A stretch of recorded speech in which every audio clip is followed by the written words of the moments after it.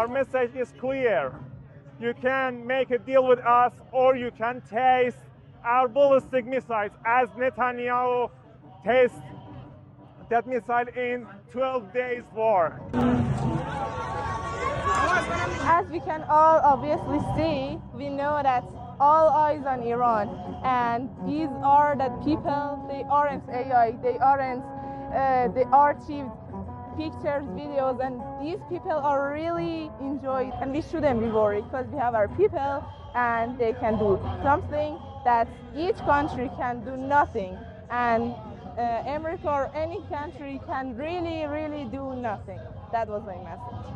This is our historical decision to be stand against the imperialism. We are going to stand along with Palestine people.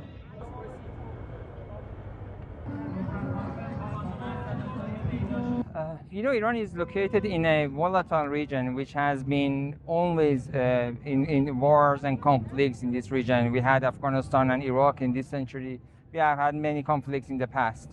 And Iran, after the Islamic Revolution, decided to make a defensive capability for itself so that to be able to protect itself from interventions and from any attacks from outside. So it built its defensive capabilities. The most important one is the missiles and of course the drones and such equipments that it has. But it has always been open to negotiations and diplomacy. And when it was 20-30 years ago when the nuclear issue was raised, Iran was open to providing all the information to the IAEA, and it abided all the regulations of the NPT and IAEA. And it has been from, I remember the Mohammad al-Baradei when he was the director of IAEA, and after that, Iran has been cooperative all along. And when it came to President Obama's administration, Iran started the negotiations with the West, and mainly with the United States and 5+1, as you remember. And it accepted everything, and it accepted all the limitations. And according to the text of the JCPOA, it says that Iran accepts the limitations on its nuclear program in return for ease of sanctions and economic benefits from that. And this part never happened, actually. Even President Obama did not remove all the sanctions. It kept some of them, and it did not allow Iran to benefit from the removal of sanctions. It did not allow the Europeans to work with Iran. It did not allow banking transactions to be open. So even President Obama did not fulfill all the commitments that he had made within the JCPOA. And then we came to 2018, when President Trump withdrew from the JCPOA, and they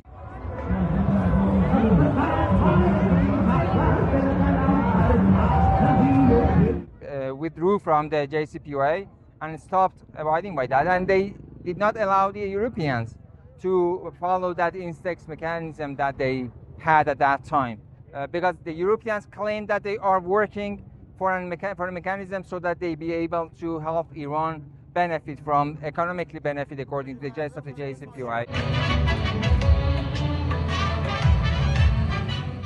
So Iran was trustworthy in its commitments, but the Americans, and of course the Europeans who followed the steps of the Americans, failed to fulfill their commitments. So Iran has actually been trustworthy, but it has also been ready to defend itself. It's what happened in June 2025. So they attacked us, and we defended ourselves. We decided that we need to defend ourselves, and negotiations will not be possible with threats. Iran is not going to be dictated the way the Americans want Iran to. Iran is ready to sit at the table for a fair discussion.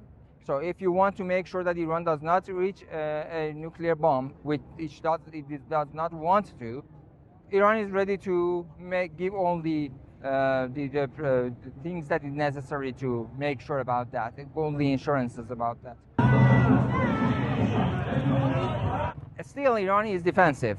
And Iran is not going to be first to attack any country. It's against its policy, it's against its religion, it's against all beliefs that it has in principal policy that it has.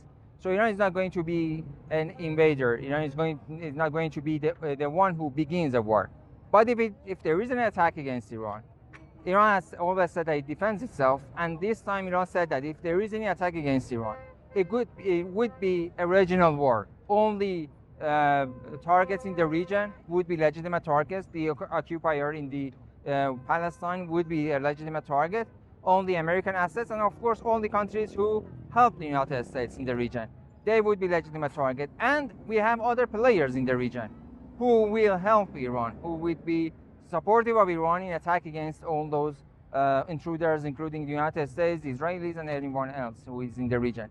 So this time, if there is any attack against Iran, we can say it would be the final war. It would be an attack in which Iran would bring only allies in the battlefield, and it would attack in all ways to defend itself strongly and precisely actually. So that's the current situation for Iran, and Iran is not going to suffer an attack, and Iran is not going to accept a request for ceasefire like the previous time in June and July. They asked for, it was the American side and the Israelis who asked for ceasefire.